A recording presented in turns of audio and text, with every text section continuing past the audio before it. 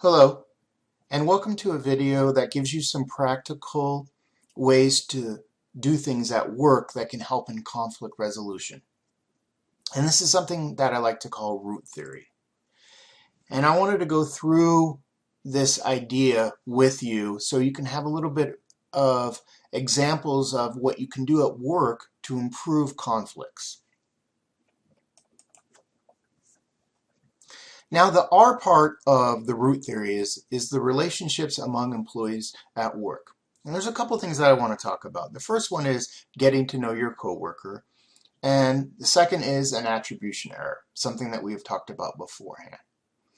But let's focus on this first part about getting to know your coworkers.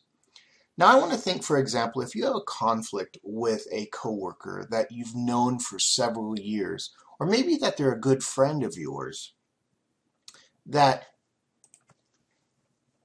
if you've known this coworker for a long time, you're going to have an understanding of what this person's like during a conflict. You've most likely had conflicts in the past. Now, if somebody at work is a friend of yours, typically you're going to have an easier time with conflict because you have a base understanding of that individual. Now let's take a coworker that it's the first day on the job, or you don't know them, and you come across some sort of conflict with this coworker. It can be more of a challenge. And the reason why is because that you don't have a base understanding of what that person is going through. Remember we talked about earlier that a conflict is a perception problem, that you perceive something differently. So if you have a conflict with a new coworker, then that person may be perceive things differently because they're coming from another company or another school. And so their perception is going to be a little bit different than yours. So my suggestion is to get to know this coworker. Now, I'm not saying that you need to be best friends with this coworker. I just mean to get some sort of general information about them so you know what they're going to be like during a conflict. These are the kind of things that I think we should get to know about our coworkers. I'm not talking about getting into their personal life, but have they had a break that day? You know, if you know that a coworker has not had lunch and they're in a conflict, we all know that if you hadn't had lunch that day, typically you might not be in the greatest mood until you get some food in your system, and you'll be able to handle conflict a little bit better. Has this person had some sort of break during the daytime? Have they gone through the entire day without sitting down and relaxing for a little bit?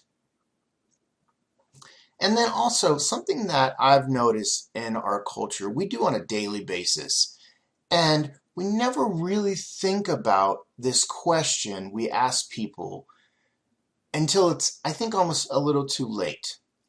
And this is when we greet somebody, we always ask them how they're doing. Now, if somebody were to stop and tell you really how they're doing, it's kind of uncomfortable because this form of greeting is just a quick snippet of, hi, how's it going? It's kind of like just a greeting towards somebody. But I think it's kind of sad because it's lost in our society where we can have that little moment to kind of figure out what's going on in that person's life. For example, asking them, how are you doing? And actually trying to give some sort of respond.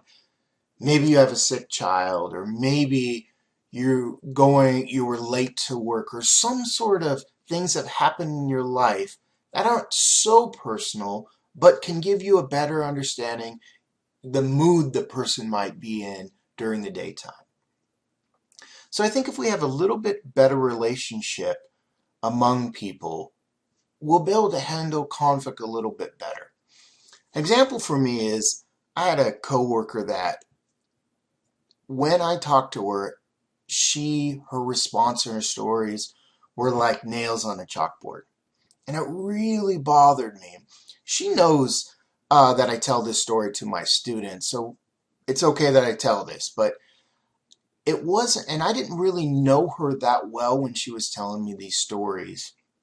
One day, I stopped and asked her how she was doing, and she was telling me the stress that she was having because she was getting married. And little by little on a daily basis, I kept on asking her how she's doing, how the wedding's going. And the more and more I kind of knew a little bit more about her, I knew where she was coming from in those stories. Or when we had a conflict at work, I knew some of the stress that she had was more stress from she was in the process of getting married and trying to find cakes and wedding dresses and all these things, that I had more of a compassion for her when we had this conversation. Okay, let's go on to this attribution error. And we all know that we talked about earlier, an attribution is something that when a behavior happens, a similar behavior happens with us compared to a behavior that is similar with another person, we react towards it differently. Let me give you an example that I've used beforehand, and that is the similar behavior is being late to a meeting. And when you're late to a meeting, it's because of external things that have happened. For example, your alarm clock didn't go off, or there was a bunch of traffic, or your kids caused you to be late. There's all these external factors. Well, when a coworker goes through the same behavior, they're late to work, we typically put a negative spin on what they've done and then also put it towards characteristics of what that person is like. So they're late maybe because they don't care about their job, or the fact that they're irresponsible. So we put character flaws on them instead of looking at that person and realizing that they might have been late because their car broke down, or that there was traffic. So in this type of situation, if we have some sort of understanding of another employee, we can stop and not judge them by characteristic flaws, but learn to understand that all people have situations that are external that can cause them to be late to work. So this all falls in the R part. So if we can get better relations among employees at work, and like I want to say, I'm not talking about we need to go into people's personal lives or that we need to be best friends with them. But if we have some sort of relationship that is stronger, we have a little base knowledge of what's going on in their life, I feel that when a conflict happens, you can better both approach it. The second part is the O, and this is the option an employee chooses at the point of a conflict. So right at that moment, you have a conflict with another individual. You have many different choices that you can choose on how to handle that conflict. So I want to take a step back and look at stress and conflict resolution, how the body reacts to conflict, and mind reading. So stress and conflict. As we know that we've talked about prior, that conflict is kind of a threat towards the body. And I feel that that stress or that threat to your body can kind of hold up in your gut. And let me explain this. Have you ever had a conflict with somebody at work? That when you have that conflict with somebody, in the midst of stuff, your stomach starts to kind of knot up. Okay? And when that person's not around, you leave your job and you go home, you talk to your friends about the stress situation that you had with another employee, and that stress kind of relieves itself because of the fact you're kind of letting go of it a little bit. But the problem is if we, at the moment of conflict, don't initiate it and try to work at the conflict being productive, what ends up happening is that stress continues. In the example with the coworker that when you leave, you have that moment of kind of irritation in your belly while you're around that person. You may go home, talk to somebody about it, may relieve it, but when you go to work that next day and you see that coworker, what ends up happening? That buildup in your stomach starts to happen again. And you get stressed all over again, and that conflict does never technically leave your body until you're able to deal with that conflict with that other employee.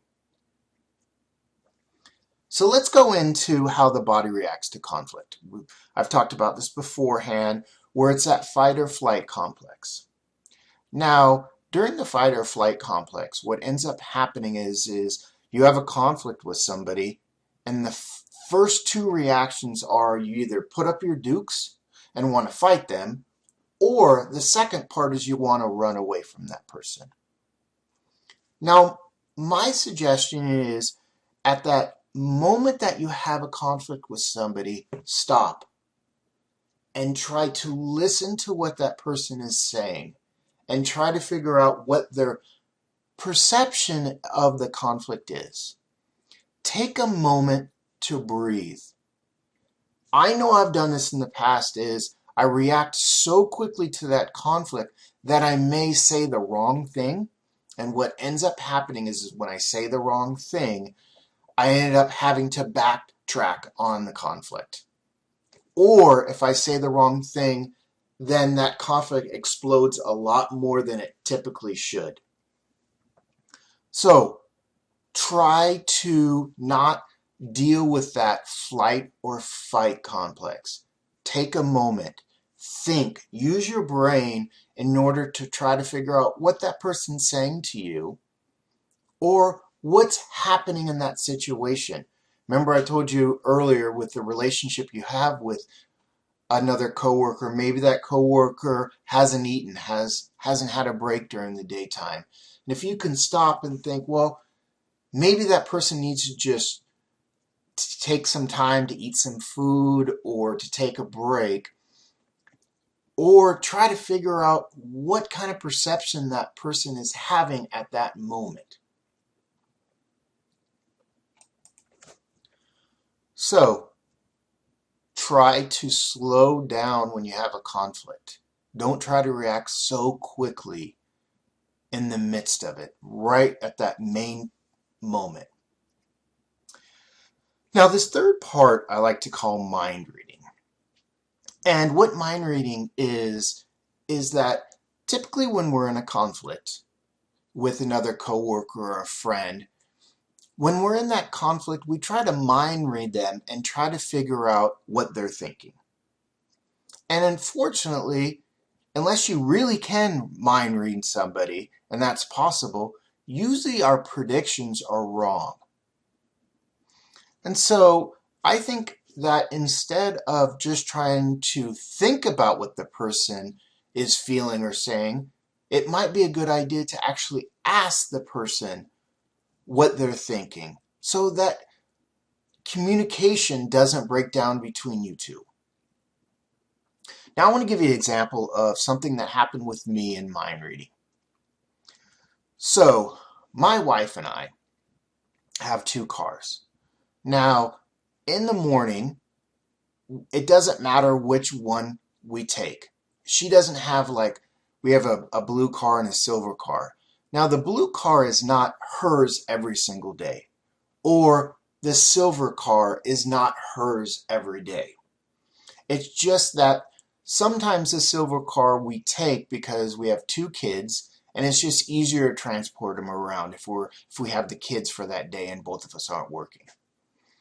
Well, about 6 months ago, my wife gets up earlier than me. She gets up in the morning and grabs the blue car. And there's no other reason why is that she's going to work. The keys are the easiest. So I get up a little bit after her, get the kids ready, get them off to school, and now it's my turn to go to work.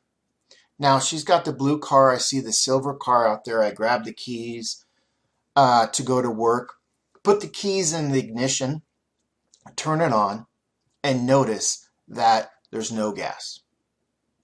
So now I have to go ahead and go to the gas station, get gas, travel an extra 5 or 10 minutes out of my way. So I ended up doing this. Well, the next day, my wife gets up before me. She takes the silver car. I get up, get the kids ready for school. I go out and notice that the blue car's out there, so that's the car I'm going to take today. So I go ahead and grab the keys, put the key in the ignition and turn the key on, and lo and behold, no gas. So I get a little bit upset about this because I start mind reading my wife, thinking that, wow, she did this on purpose. She knew that the silver car had gas and the blue car didn't, and vice versa the day before. So all day I'm kind of fuming about this. We get home, talk a little bit, get the kids to bed, and as soon as we get the kids to bed, I start telling her my feelings, that she's done the gas on purpose. Now, I start to slow down and realize she has no idea what I'm talking about. Because she never looks at the gas. The only reason why she'll look at the gas is when the little red light is on. So I have gone to all this stress in my head and created more of a conflict because I have presumed or perceived my wife not putting gas in it. Well, in reality, she didn't even realize she did it. So, next time, when you and another employee at the moment of a conflict, remember that you have options. You don't have to react so quickly. And try not to mind read people. Try to listen to what they're doing and try to ask questions. Now, the second O is the operations of a conflict. What you do during that conflict. Now, we talked earlier about Kenneth Thomas and Ralph Kilman's conflict resolution style. And during these operations of a conflict, we need to learn to choose the best style. So, hopefully you've taken the test on trying to figure out what styles of conflict resolution you have. Are you competitive? Or are you collaborative, compromising, accommodating, or do you avoid conflict? Now, during these operations of a conflict, when you and another coworker, you and another friend have a conflict, you need to choose the right style. So if your coworker is a competitive style conflict resolution, and so are you competitive, what's going to end up happening is you're going to start butting heads over and over and over and over again. Now, if you and a coworker are both avoiders, what's going to end up happening is you're going to avoid the situation, and the conflict is still going to be there, but you're going to just avoid it. So you need to start to learn to figure out what you're comfortable with in your conflict resolution style. So when a conflict happens, you can go in and try to fit the best conflict resolution style. So maybe if you're a manager and somebody is your employee, maybe you need to be a little bit more competitive. But don't use that competitive style in a different situation where maybe you are equal with another individual as far as maybe your friends. So work on what conflict resolution style would be the best fit for you. And the last part of this is the time after the conflict. Now, we can sit there and be in the midst of a conflict for days and weeks or months. But a conflict happens, and if you avoid something or a conflict duration is 6 months, it may take 6 months to resolve it. If you have a conflict that happens for 2 days, maybe it's a strong enough conflict between the two individuals, it takes a month or two to repair it. But I want to highlight the fact that there is going to be time that needs to take to heal some of the wounds that you've had with a conflict with an employee, with a friend, or coworker. So give it some time. Learn to work on it. Now, time also is another part that if you have a conflict with another individual and you don't deal with it, as far as you don't have a good relationship with them, you don't pick the best conflict resolution style, or right when that conflict happens, you react towards it, what's going to end up happening is you don't deal with it. 6 months later down the road, you're going to still have the conflict with them. Because conflict doesn't go away. Conflict stays with us. And like I talked about earlier, it sits in the pit of our stomachs, or some people, the stress comes out in different parts of your body. Headaches, lack of sleep. There's things that if you don't deal with the conflict, what ends up happening is your body's going to have some sort of reaction in a different way. So this T part of this root theory that I've been talking about is make sure that there is time to heal, but that you actually take time to try to resolve the conflict. So we'll deal more about this root theory later on. We'll probably use it in different situations. But this is some sort of practical knowledge that you can use in your workplace, at home, with your friends. Thank you.